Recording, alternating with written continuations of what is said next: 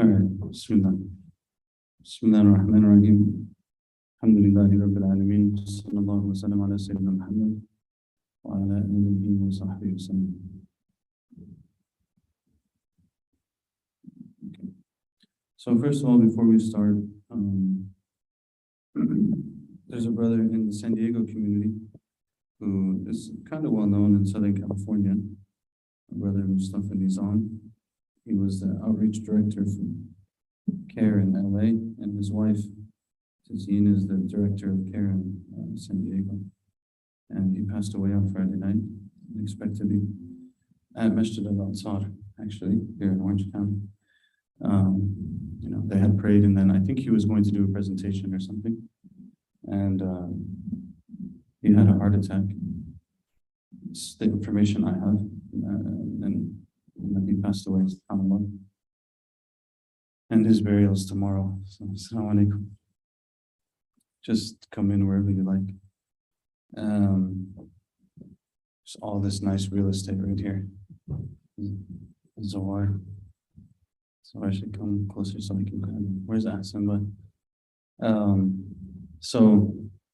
Inna lillahi wa inna ilayhi raji'un. May Allah have mercy on him. May Allah elevate him, make things easy for him and his family. MashaAllah, he's well known and very well respected, especially in San Diego. He was well known, and kind of like, it's very sad. Not very old either, relatively young. And I understand there's someone in our community who may have had a similar situation. We ask Allah to give him full health and complete healing, inshallah, and long life. We ask Allah to have mercy on our brother Mustafa. If you're in San Diego, the janazah is tomorrow, 2 o'clock, Greenwood. So, Bismillah. So please make dua for him and for his family. Bismillah.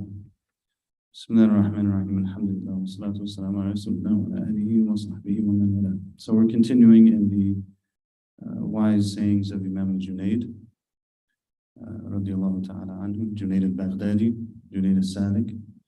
So as we mentioned last time, just very quickly as a review, Imam Junayd was, as we have imams in the other disciplines, we have imams in Aqidah, we have imams in fiqh.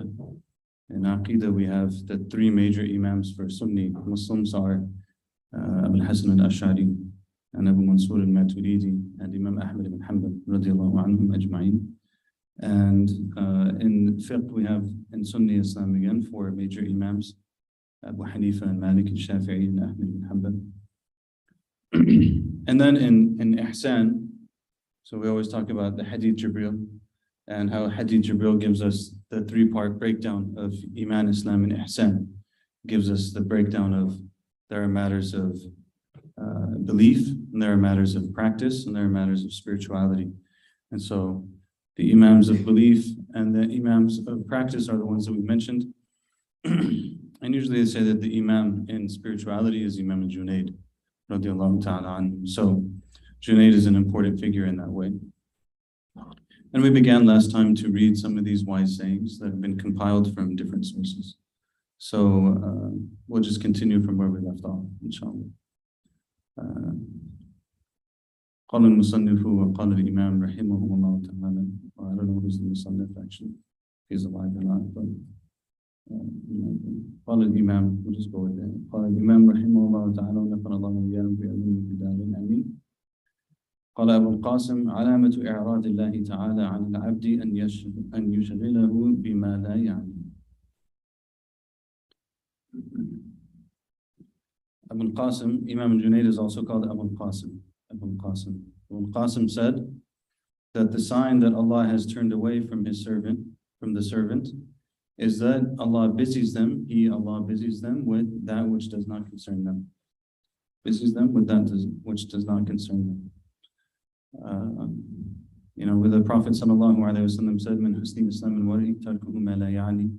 From the excellence or the good of one's Islam is that they leave that which does not concern them. And really, I think that a big part of growing spiritually, emotionally, psychologically, is learning how to figure out what it is that concerns us and what doesn't concern us. and what we need to spend our time on and what we don't need to spend our time on, and what's worth focusing on and what's not worth focusing on. This is a huge issue. And what am I going to give my time, my heart and my mind to? Right? So in the end, everything that we spend time on is a choice of what I'm giving my heart and my mind to. So there's a lot of ways I can spend that choice. And it's necessary that we remind ourselves that much of what surrounds us are not so hidden attempts to occupy us, right? So they always say, right, with social media is free, right? So, we get the device, it's free. So how are they making money? All right? They make money on your time, on your attention. That's how they make money. So when they learn more and more about you and they have more time and attention from you, then they have more and more things they can sell you, or they can sell other people that space to sell to you, right? But in the end of the day, you're the product. We're the product. Like, we're the thing that's it's our time and attention and energy that's being sold. So every moment that we spend scrolling through an endless scroll, that's an investment of time and attention. Every topic that we decide to give some thought to, everything that we decide to spend time on, everything that we decide to focus on, all of those are decisions as to how one is going to spend their time and their energy.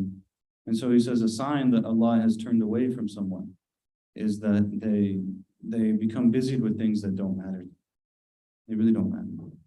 Now, there's one way to listen to this and read this, which would be to feel sad, oh, wait, I waste a lot of my time. That means Allah has turned away from me. Well, the good news is that if you want Allah to turn to you, you just turn to Him. It's very simple. And it's not like, oh, I'm done for and everything is bad. And oh my God, I'm failed. Allah turned away from me. My life is over and my hereafter is over too. And it's all just, it's a wrap, it's not a wrap. Just turn to Allah and try to make things better.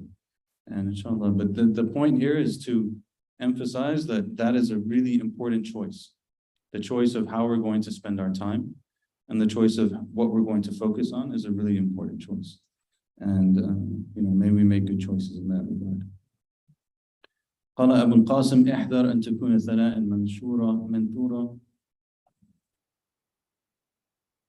منشورة وعيبا مستورا. So he said, beware that you are praised, that your praise is spread, and I have to go back to the translation, but I'll explain it after I translate it. And that your sins or your mistakes or your shortcomings are hidden. So basically, what the idea here is that this is not what we want to be, right? Obviously, we want that our good is what people know about us, and we want that the bad things that we do are hidden. We want that, but he's saying that's not what you want to be. You understand what I'm saying? There's a difference between that's the description of you have mistakes and we have mistakes and they're not known to people. Alhamdulillah, that's good, But I don't want to just be someone who, when people, oh my God, okay, alhamdulillah. How are you doing? Alhamdulillah. Let me grab the other one too so it doesn't. Thank you. Bismillah. MashaAllah. We don't want to just be like 2 cups. I feel like a king, mashallah. 2 cups. That's really amazing. That we're just somebody who people just praise us all the time, and we don't even deserve it. And then we have all these mistakes, and they're all hidden, And then there's just basically what we are is this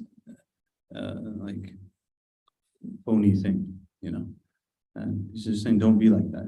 That's not what you want to be. It's not what you want to be. Not in the sense that thing is bad. Maybe you do some good things, and maybe you're known. You become known for good things, not because you're seeking it, but just because you do.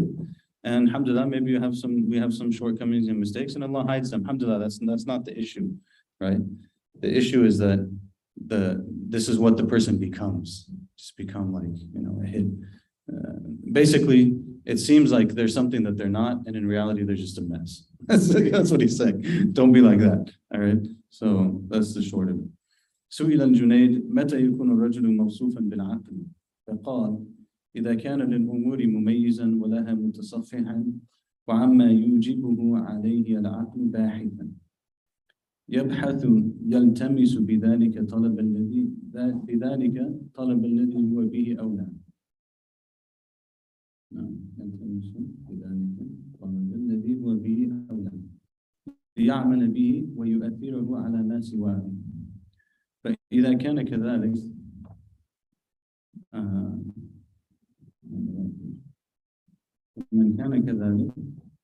فمن كان صفته ركوب الفضل في أي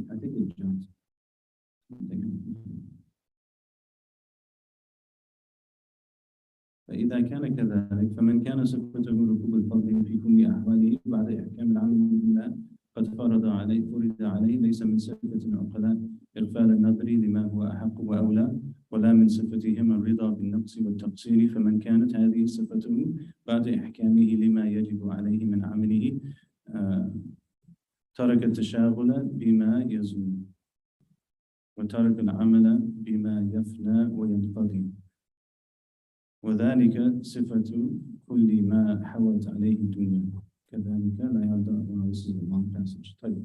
Translate it piece by piece. So Junayd was asked, what is the description of a person who has aql? What is the description of a person who has aql? All right. So what is the description of the person? They have like a proper sound intellect. And intellect is not just that you understand things, like in a very educational, book-oriented level, but the intellect is that one sees with their mind and they see with their heart. So they're able to understand things as they actually are. They're able to make proper decisions and sound choices and so on and so forth. So it says that, he said in response to that, if the person is able to distinguish and discern between things, and they're able to contemplate them, and they're able to think about them, and they're able to consider and search for that which sound intellect calls them to do. So basically, like his first things that he's saying is, how does a person become someone of intellect? Is that they actually are someone who can distinguish between things. They can look at something and be like, okay, this is good, and this is not good. And this is a behavior that's appropriate, and this is a behavior that's not appropriate. This is a way that I should carry myself, and this is a way that I shouldn't carry myself. And this is something that I should spend my time on, this is something that I shouldn't spend my time on, and so on. And they look at their issues, and he said literally mutasaffihan, which is like, if you want to be really literal of what's translation, it's like they're turning pages. So it's like they're studying their situation, you know? They look at their situation, they look at this page, and they turn it over, and they look at it from that way, and they're trying to figure out what's the angle on this, how do I understand this, how do I figure this thing out? And they're trying to consider what's most important, okay? And by doing so, they're able to determine what is more important and what is less important, and they're able to prefer what is more important over what is less important. So again, they're able to make these decisions.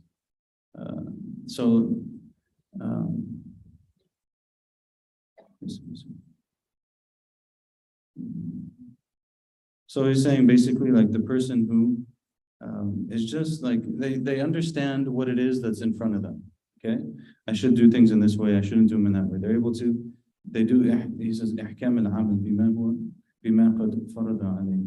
So he's like, they figured out, okay, this is the thing that I'm supposed to do, and this is what I'm going to do. But instead of doing that, they just do other things.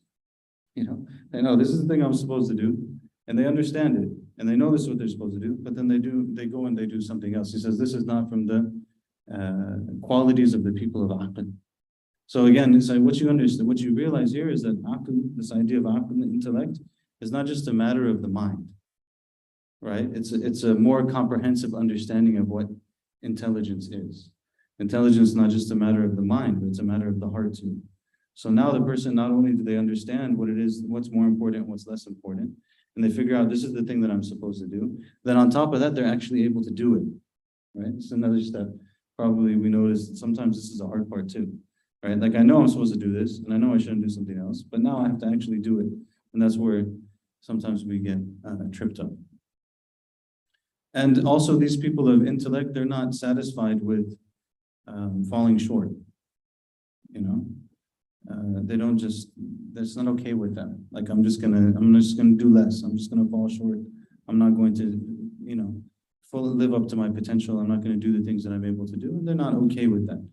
And if they are, then basically, like, they shouldn't be such that they busy themselves with that which goes away, and that they do actions, their actions are connected to things that are finite and they end, right? So what is he trying to say? That they understand what is more important and what is less important, and then they spend their time on that which remains. That which remains is what? That which remains is what's connected to Allah subhanahu wa ta'ala. So as long as that intention, as long as we have I kind of think about like, like when you anchor something, or when you take a stake and you put it in the ground and there's a line attached to it, you have this line, right? I'm like, put a stake in the hereafter. Everything that I'm doing, I want to take one of these stakes, I'm going to put it in the hereafter. So I'm going to sit with people. Part of the intention of me sitting with these people is I put this stake in the hereafter, and now the line is going all the way to this little gathering that I'm having. And alhamdulillah, this gathering now is attached to the hereafter. So I'm not just doing things and they just go away, right? But they're always going to be attached. I'm going to come to a gathering. I'm going to do this thing. I'm going to be good to my parents. I'm going to pick up the toys off the floor. And it's, of course, not a relevant example at all. And I'm going to clean up the room, pick up something the kids spilled, something like that. But all of these things are like, they tether us. Oh, that's the word. You put the stake in, it tethers you to the hereafter, right? So the person who has intellect, they will tether all of their actions to the hereafter.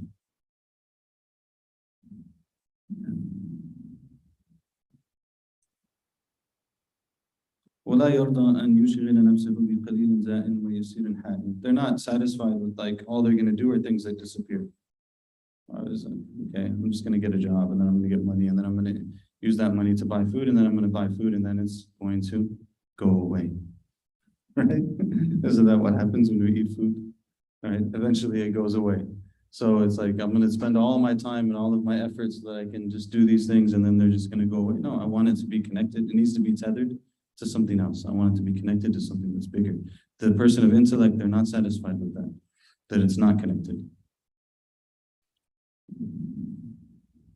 The rest of it is the same.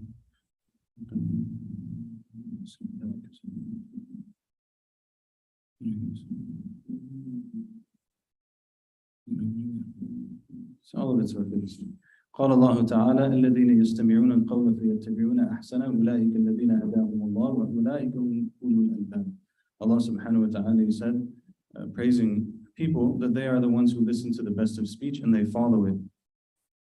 They listen to the speech and they follow the best of it, actually, trying to be technical. They listen to the speech and they follow the best of it. Those are the ones whom Allah has guided. Those are the ones who have true intellect. Those are the ones who have true intellect. So Allah has described these people of reflection, these people of knowledge, as people who have a aql. They have correct and sound intelligence.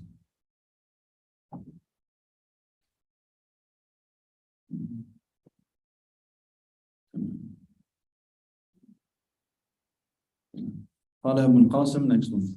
قال أبو القاسم من أراد أن يسلم له دينه ويستريح بدنه وقلبه فليعتزل الناس فإن هذا الزمان وحشة والعاقل من اختار فيه وحده.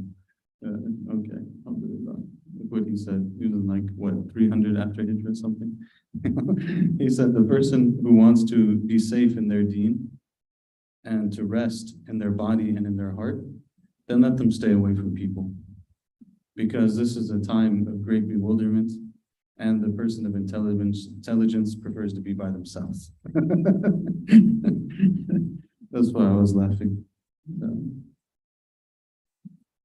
So there's something that they say in basically a lot of the books of spirituality.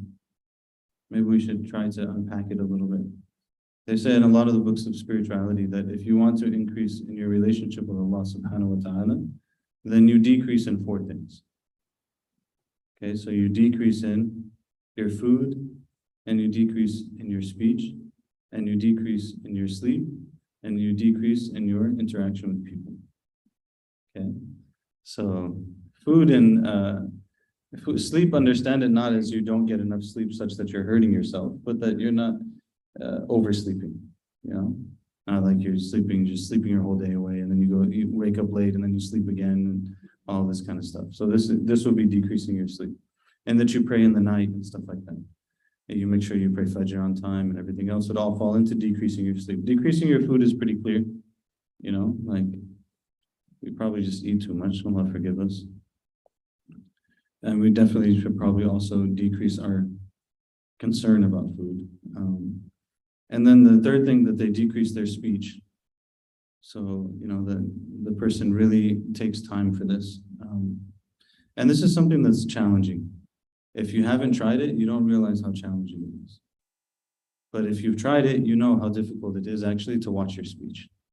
Say like, I'm really going to try to watch out everything that I say. And I'm going to say, if I don't have a reason to say this, I'm not going to say it. And if there's not benefit in what I'm saying, I'm not going to say it. And you realize that when you start trying to do it, you realize how hard it is. And you realize how sometimes the things that people say to you, they kind of put you in a tough position. You know, so they come to you and they say something or other, and there's not really anything you can say in response to it that is acceptable. So alhamdulillah, they help you to say less, but at the same time, it's a little bit awkward because you just kind of stare at them. There's not much you can say about it. You know. The last one is that you decrease dealing with people. You decrease dealing with people. And I think this one, it needs some thought, because at the same time, the Prophet ﷺ, he says, المؤمن الذي يخالط الناس ويصبر على أذاهم خير من الذي لا يخالط الناس ولا يصبر على أذاهم. That the believer who mixes with the people and has patience over them is better than the one who doesn't mix with the people and doesn't have patience over them. And it's clear from the sunnah of the Prophet ﷺ that he was always dealing with the people. So, and even when we look at the lives of these people, it's not that they were like disappeared from life and didn't engage with anyone, you know?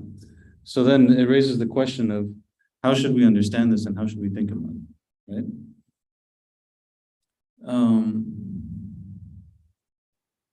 So I think that's a good question. It's clear, I think, that some interaction with other people is necessary for human life, for our own well-being, for human life, for building institutions and building civilization and so on and so forth, right? So the way that I would think about this is that what should we do? We should always ask ourselves, is this necessary? And why am I doing it? And by doing that, we can kind of figure out a lot of it. You know, some people don't really spend time around other people unless there's a reason for it, you know. And by the way, your reason doesn't have to be like really strict.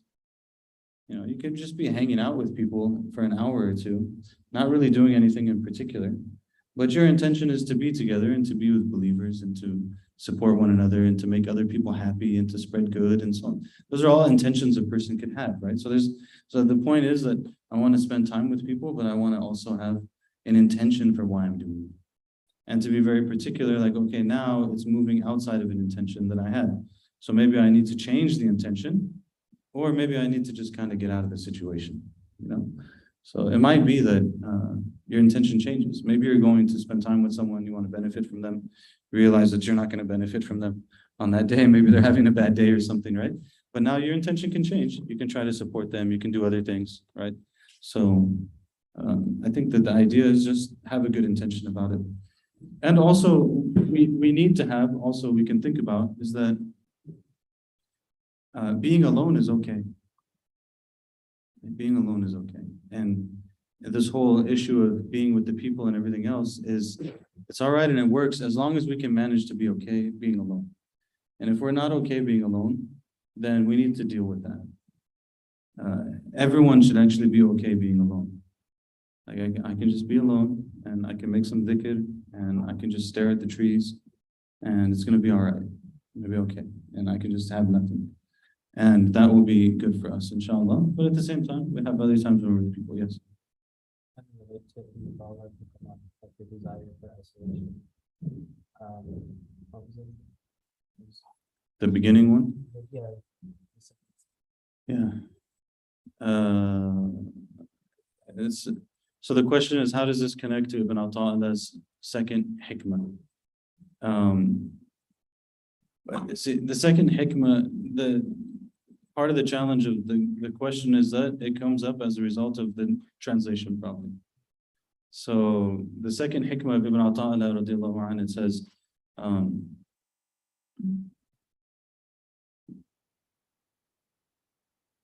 إرادتك التجريد مع إقامة الله إياك في الأسباب شهوة خفية وإرادتك الأسباب مع إقامة الله إياك في التجريد انحطاط عن الهمة العالية. So he says, Ibn Ata'illah makes this comparison between two different states. So one of them is the state of tajreed and one of them is the state of asbab. So the state of tajreed, or the circumstance of tajreed, is basically when a person has been alleviated from all worldly concerns. Okay, so maybe the person, I don't know, maybe they inherited a bunch of money, or maybe they don't have to work, or whatever else it might be. They don't have now these worldly concerns that a normal person would have to be busy with. So they've been given tajreed. It's literally, they've been stripped in a sense, like their responsibilities have been taken away from them. And the other side of it is that they have asbab. And asbab is when the person is busy with normal life stuff, okay? So what he's saying is that if you're busy with normal life stuff and your mind is only worried about being out of that situation, then that's actually a subtle desire that you have in yourself. It's like a bad desire, because Allah has put you in a particular place, you need to just do that. And if Allah, and what he's trying to get at is, if Allah wants to move you somewhere else, He'll move you somewhere else. Focus on where you're at, and don't worry about going somewhere else. And just focus. And he says, but if Allah has put you in a situation where you're freed from all of those things, and you want to be busy with worldly stuff, then that's a dissension from high aspirations. Meaning, like, you were in a place where you could just worship and you could, learn and worship and do everything else, and now you want to be busy with life. That's, not really what you should be searching for. So it's not really isolation, actually. It's just the translation kind of gives it that feeling. But there's other ones from him that might be connected to this. Tajreed, withdrawal. Yeah. Tajarrud, yeah. Okay. Actually, I feel like we went off on a side thing and half you guys were checked out. Well, that's okay. Check out sometimes too. All right. So al-aqil man ikhtara fi al-wahid. The aqil is the one who, who's free by himself. So anyway, the point is here to be careful in our interactions with people and what our intention behind them is. And to be okay with being alone if we need to be alone. And if we have a chance to be alone, to just be alone. It's okay. Now, if I have a reason I need to deal with something, alhamdulillah, you deal with it. We handle it. And we have many reasons why we could do that, right? Our families, our friends, our relatives, our communities, our siblings, our loved ones, everything else. There's many reasons why we might need to interact with people. And if we do, then we follow the appropriate adab and try to do as best as we can. It's really interesting because when you read these books and stuff, you realize that like what these people really wanted to do is just worship Allah. Like that's the ultimate priority in their life. They're like, I wish I didn't have anything else to do. I would just pray, and I would make dhikr, and I would read Quran, and I would be happy. Alhamdulillah, And I think that sometimes we're like, our culture is so much like you have to get busy with something. I realize like, no, actually, if I'm not busy with something, then alhamdulillah, I can just worship Allah and I'm okay. I don't need to like find something to get busy with. I should drink some of this before I make a big mess. All right. Yes.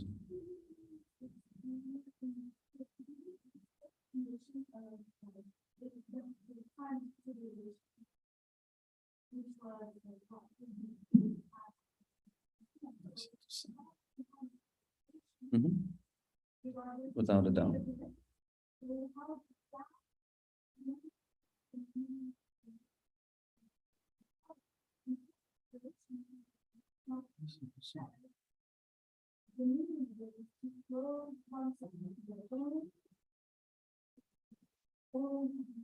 Mhm.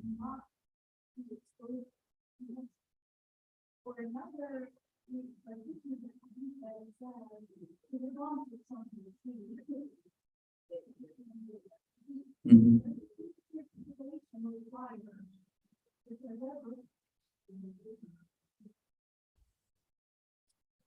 Mm, it's an interesting question. I mean, question is roughly along the lines of people, and probably some people couldn't hear it, is that he's talking about at that time that it's a time of tribulation. And clearly we're living in a time of tribulation. So sure, you can deal with people and have manners and adab and everything else, but there's also other narrations that talk about in times of tribulation, you should stick to your home, and other ones that talk about how you should just cling to the trunk of the tree. There's other ones that talk about how there will be times of tribulation when the best thing a person can do is take some sheep or goats and go to the mountaintop and just like hang out there, So are we in those times, and how does that necessitate a certain response from us, and so on?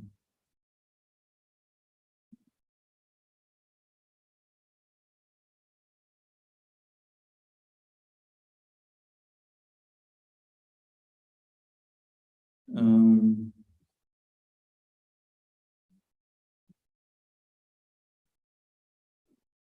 I don't know, but what I do know is that what I see from people who I look up to is that they somehow manage to have enough, um, I wouldn't call it isolation, but enough safe alone time that allows them to be what they need to be so that they can do what they need to do. And I think that that's part of the challenge at this point. I think oftentimes of like when you plant a plant, whether that's like a small plant or even a tree, you know, and you put the seed in the ground, and in order to put the seed in the ground, like the ground has to be prepared, the seed has to go in, the season has to be right, it has to be watered, it has to have a certain amount of sunlight. It's going to grow a little bit. When it grows a little bit, it's still very vulnerable, and it might remain vulnerable for a very long amount of time. Eventually, it might get a little bit taller, but now it's getting taller, but it doesn't have anything to support it. So you have to put something there to support it. And then once you support it, it starts to get stronger and stronger and stronger. And eventually, like the trunk kind of like thickens up, right? And less than the trunk, actually, more importantly, probably is that the roots really start to become strong. And when the roots become strong and the trunk starts to thicken up, then the tree can kind of do what it needs to do. And I think that there are things to learn in that. I think that especially when it comes to our children, sometimes what we expect from them is far greater than what's reasonable. The Prophet ﷺ told us that we don't sit at a table where alcohol is served for a reason, and that's an adult. An adult who doesn't sit at a table where there's alcohol being served. Why? Because if you're sitting at the table where alcohol is being served, you're lessening your chances, let's say, of not drinking alcohol. And like we don't go to places where a lot of corruption happens for a reason. Like someone shouldn't say, oh, well, I'm just really righteous and mashallah, I'm really good and I can control myself. So I'm just gonna go to the club every Friday night and like hang out at the bar and I'm gonna make dawah. I mean, there might be some people who can do that. Truly there have been in the course of history a handful of people who can do that. Like there are stories of great awliya and mashaykh who would literally go to like brothels and make da'wah to the women in the brothels and then give them jobs afterwards so they can get out of it, find them work and find them support. That's a whole, but we're probably not those people. So, maybe if the tree is that strong and the roots are that strong and the trunk is that strong, it's fine. But sometimes I think that we're expecting too much. And the system that we're in doesn't necessarily help us. Like I've said it many times, and I said it already today, this thing is specifically designed to take advantage of you. And we know from our own lives, for adults in the room, you already know that as you get older, you start to be able to have more self-control. right? Like you get to a point where you have, you need to have some self-control. And as you get a little bit older, you have more and more self-control. When you're 12, you don't have the same self-control that you have when you're 15. You don't have the same when you're 18 or when you're 20 or 25 or 30 or 40 for that matter. You have a lot different self-control at different ages, right? This thing is meant to take advantage of you. So if you give this cocaine to a 10-year-old, it's going to take advantage of them. And then the mind changes. The kids, they don't want to hear it because everyone has it. And like, I'm not cool anymore because I don't have a $500 phone in my pocket everywhere that I go, which is insane when you think about it. But, like then people don't like it because I'm not going to be cool. Well, you're going to have a brain and inshallah, you'll still have a heart. And one day you'll be okay, inshallah. But are they going to stay with us? I don't know. Like, I don't know how to deal with it, It's really difficult. May Allah help us, right? But the thing is, like, so you have a tree now, and the trunk of the tree is not well developed, and there's no roots in the first place.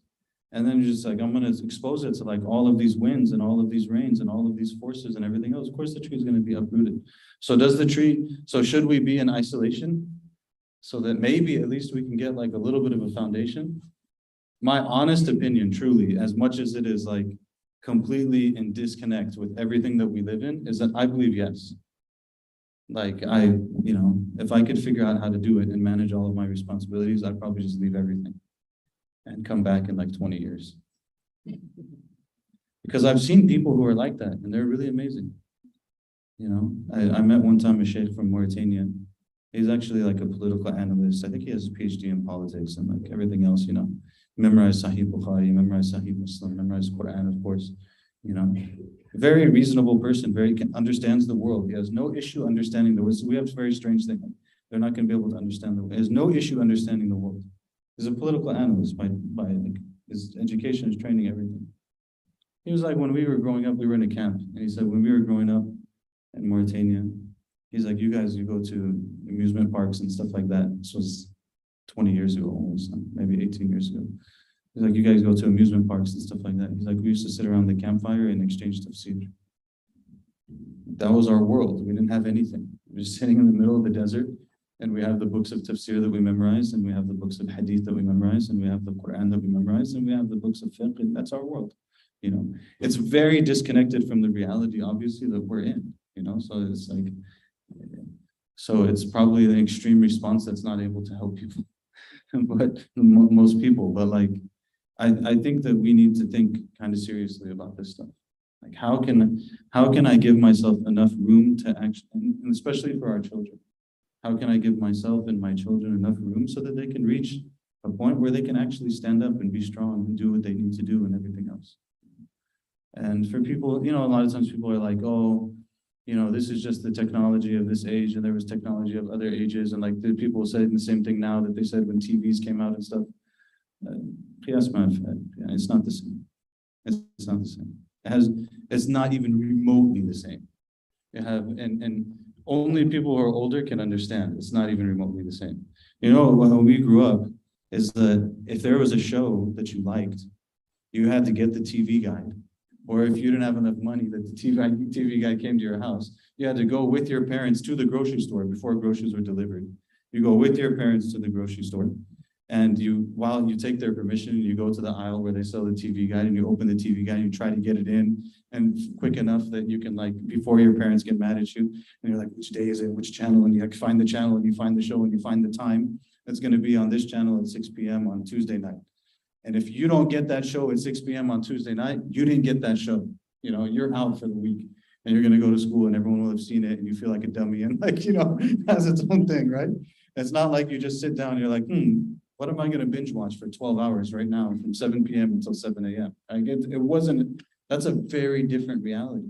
I was telling people even on terms of like relationships and stuff. I didn't grow up as a Muslim, but my wife, we always talk about when she was in high school MSA, if she was working with a brother in MSA and the brother needed something, they have to call her house. And when you call her house, her dad is going to answer. And you have to say, Assalamu alaikum, Mr. So-and-so, I'm calling because we haven't, you better explain why you're calling, right? I'm calling because we have this thing that we're working on. And would it be okay if I talk to, your daughter and Muslims have to say, like, he's going to decide. Still, if he wasn't prepped in advance, he might just say no and hang up the phone. So he's probably going to have to get prepped. Like, they might call because we have work or whatever. This is a whole different reality.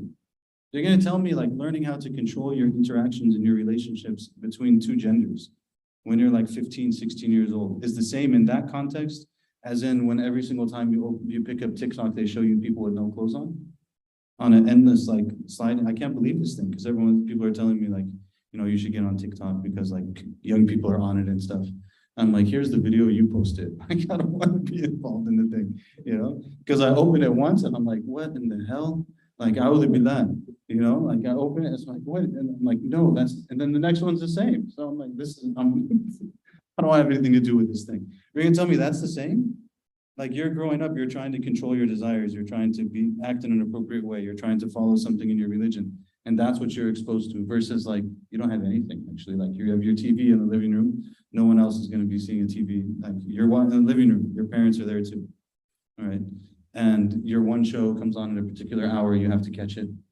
And it's totally different. Like, I'm talking about what does it do to because all of it, religion in the end is mukhalafat al-nafs, right? Like, actual living of Islam is mukhalafat al-nafs. It's like, how do I discipline my nafs, my base self, long enough to be able to do something that's more meaningful with my existence? That's what it all comes down to, right? So if I can't, so do we need some isolation? We need to do something. I'm still trying to figure out how I can get rid of my phone. But at the same, of course, there's khair that comes from it and stuff. That's the responses. There's so much khair that comes from it. Of course there is. But it's designed for you to not do that. We have to accept this. Don't do, no, it's this, it's not. And technology has philosophy. You can read Technocracy by Neil Postman. It's a very interesting read. Get into these kind of things. Like, it's not that once you introduce something, for example, there's a story that he tells in the book about writing. And someone comes and they present to the king this idea of writing. And the king was like, no, I don't want this. And they were like, why? It's this great invention, we'll be able to write and like, we can record information and all of this stuff. He was like, no, because if we do that, then people aren't going to remember things anymore. And they're not going to do this, and they're not going to do this, and they're not going to do this. And so he's recognizing is when you introduce a certain technology, it has consequences, period. Some of them are going to be good. You can't control it. It's going to get introduced either way, right? But once it's introduced, it changes things. So, Allah help us. Even these things, like we're live streaming in class, right? Some of you probably remember. Do you guys remember what it was like 20 years ago?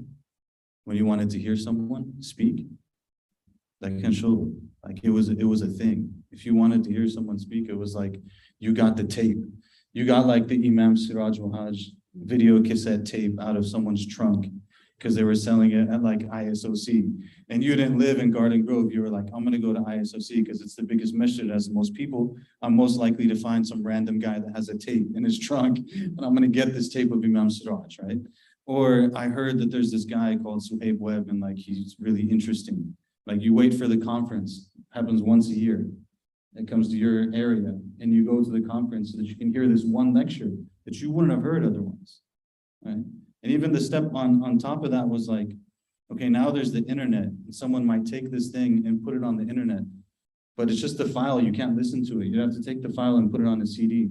Like, I remember when I first became a Muslim, I had like 4 lectures, they were on repeat. Those were the 4 that I had. It was like Imam Suhaib talking about zina or something. It's back when people used to talk about it. I was talking about all kinds of things in our community. Social media also changes what people talk about. Like, it's very interesting to think about these things. We had another one like on some youth lecture on amusing ourselves to death. So it's actually a Neil Postman book. I think so, yeah. And then there was I had like 4 of them. So I listened to 4 lectures. But I knew those lectures, alhamdulillah, they like really became part of me. And now it's like, am I going to go to the class? No, I don't need to go to the class. We'll just catch it all online. Have it all online. Thousands and thousands and thousands of lectures online. So then what happens to local community also is local community changes. Like, what does local community mean now when you don't have to listen to your imam anymore? For better or for worse, maybe there's some good in that. Maybe it becomes more like the imam has to actually be something in the lives of the people, not just a lecturer, right? Because you're going to get your lecture somewhere else. So all of the dynamics of everything changes is my point. And, may Allah protect us and help us. God, that was a big tangent.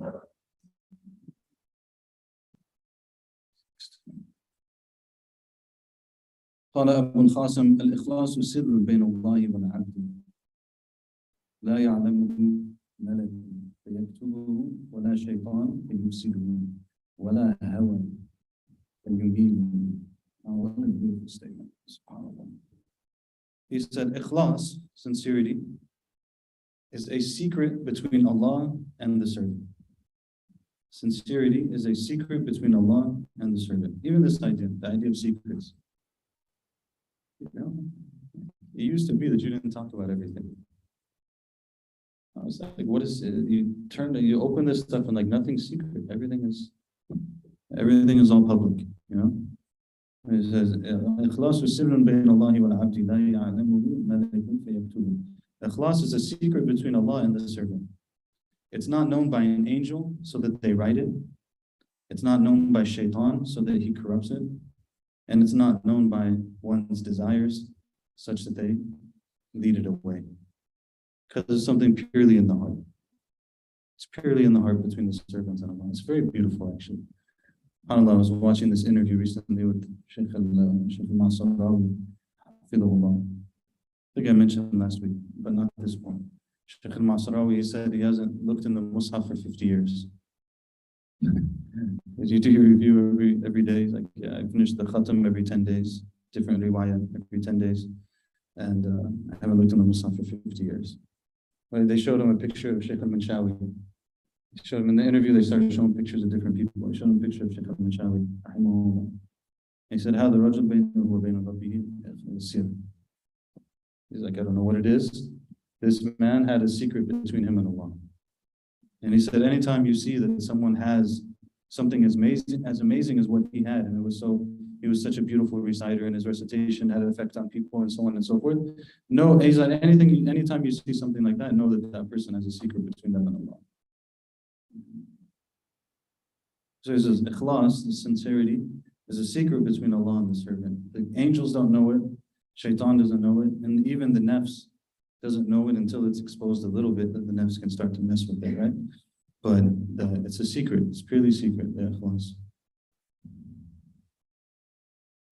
They say, even some people said that that the dua of the heart is a very special dua. If you make dua with your tongue, then you've said it, so the angels write it, and angels know it too, which is nice. There's nothing wrong with that, obviously. You make dua like that. Prophet ﷺ made dua like that. So, but you can make dua in your heart, and nobody knows it except Allah. It's a pure secret between you and Allah. No angels know it, your nafs doesn't know it, shaitan doesn't know, nobody knows. It's just pure between you and Allah. It's amazing, try it. Just sit in your heart right now, make dua for something. It's between you and Allah, nobody knows. Not even the angels know. Is there anything more beautiful than that? And shaitan can't mess it up either. This is why there's a hadith. I don't know if it's a hadith, it's probably mawdu'a. If it's not mawdu'a, it's very weak. It's a very weak narration, but many of the Arabs will know it as soon as I say it, because it's very commonly attributed to the Prophet ﷺ, and it's very commonly quoted because there's truth in it. And it is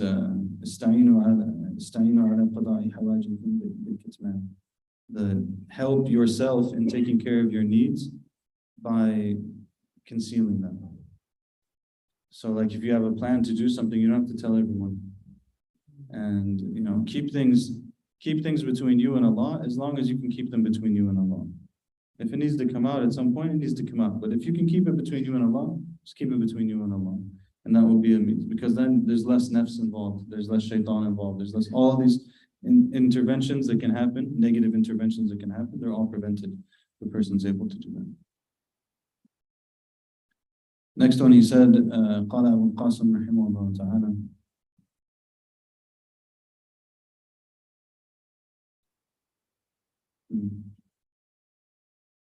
حقيقة الصدق أن تصدق في مواطن لا ينجيك منها إلا الكذب. Wow, that's a heavy statement. So he says the true reality of sidq. Sidq is like honesty, right? To be honest. Not just to be sincere, but to be honest and to be true. He said true honesty is to be honest in situations where the only thing that can save you is lying. That's some heavy stuff, you know.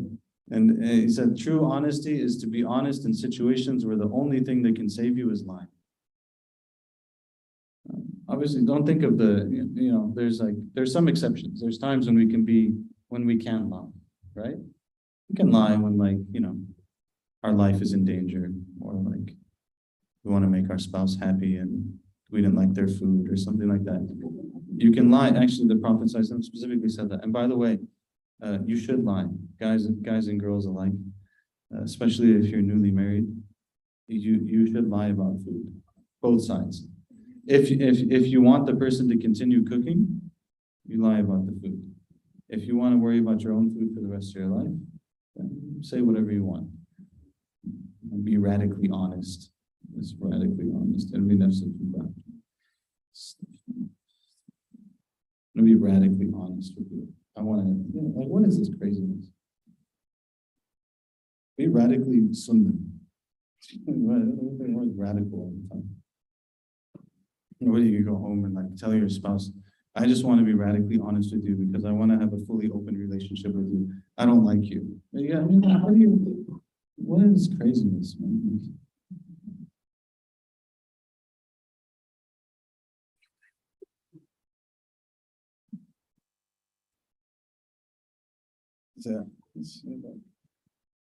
Just want to be truthful. I have to be my true self. I can't betray myself. I have to be my true self. True self. Stuff is fitna. It's all fitna. It's all just insanity, and it's all fitna. It's it's a deception. Allah help us to see things as they truly are. So he said, it's only, you say nothing can save you in that moment, You messed up. I don't know. Maybe you messed up. You go to school. I'm teaching in school again. So everything that I'm thinking about is in school. Sometimes someone does something in school, you ask them, did you do this? And they're lying to you. They're like, no, it wasn't me. All right, that's what you said. I don't have any evidence, so it's okay. But you and I both know, what the situation is. But sometimes, you have to be, nothing can help me here. I was wrong. And it would be great, if there's nothing, you can't just have to, that's honesty. I didn't do what I was supposed to do. It's also very common in work, right? It's very common in work that people are supposed to do certain things and they just don't do them. And maybe they fall short, maybe something came up, whatever it is, nothing can save you from that except, in the end, if you want to be an honest person, you just say, yeah, I know I was supposed to do that and I just didn't do it. It's my fault. Alhamdulillah, that's good. And we have to be very careful that one of the things that happens is when we start, subhanAllah, how the Prophet ﷺ said that the sidq, having this honesty, yahdi ila al-bir, wal-bir yahdi ila al-jannah. That having this honesty leads towards righteousness, and righteousness leads towards paradise. So when kadhib, what is it? Yahdi ila al-ithm? Fujur. Fujur yahdi ila al-nar. Right? Yeah. That this lying, it leads to corruption, and this corruption is going to lead to fire, right? So what happens actually is that we start lying externally. What's even more dangerous than that is we start lying to ourselves. So we stop being honest with ourselves.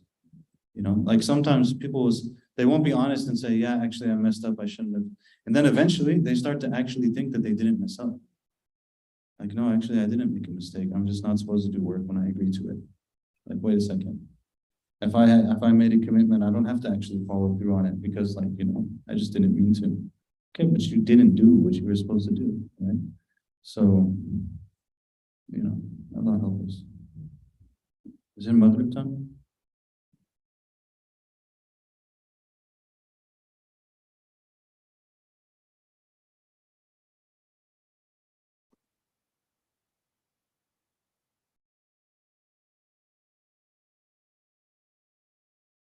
Allah. This is good. It's a munajat. We'll stop on this. He said, يا ذاكر الذاكرين بما به ذكروا ويا بادي العارفين بما به عرفوا ويا موفق العاملين بصالح ما عملوا من ذا الذي يشفع عندك إلا بإذنك ومن ذا الذي يذكرك إلا بفضلك. SubhanAllah, it's beautiful. This is munajah. He's talking to Allah subhanahu wa ta'ala. He said, O you who reminds the ones who remember such that they remember. Right? O you who reminds the ones that Allah is the one who reminds us to make dhikr of Him such that we make dhikr of Him. Subhanahu wa ta'ala. And He says, and O you who makes known to those who know you that by which they know you. And O you who gives His tawfiq, His providence to the ones who do good deeds such that they can do them. Who is it that has any ability to intercede with you except by your will? And who is it that remembers you except by your bounty and your blessing? Subhanahu wa ta'ala. We ask Allah subhanahu wa ta'ala to make us from those who remember Him. Ask Allah to forgive us and to help us and to guide us, to give us good and life in the next, and to be with us in all of our affairs. Allahumma salli wa sallim wa barik ala Sayyidina Muhammad wa ala alihi wa sahbihi wa sallam. Alhamdulillah.